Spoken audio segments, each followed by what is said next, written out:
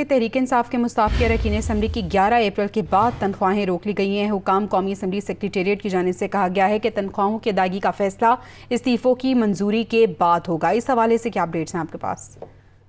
जी बिल्कुल, देखिए जो तहरीक इंसाफ के मुस्ताफ़ी अरकान की 11 अप्रैल के बाद तनख्वाहें जो है वो रोक ली गई हैं और हुकाम कौमी असम्बली सेक्रेटेरिएट ने कहा है कि तनख्वाहों की अदायगी का फैसला जो है वो इस्तीफों की मंजूरी के बाद होगा।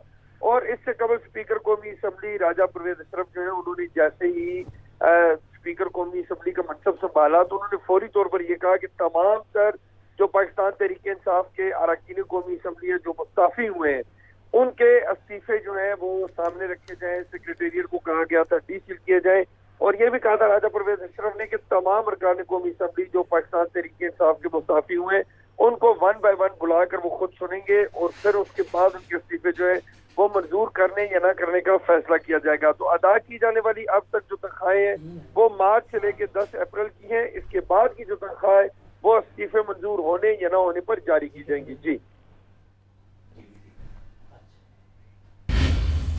बहुत शुक्रिया यासिर, आपने हमें तफसीलान आगाह किया।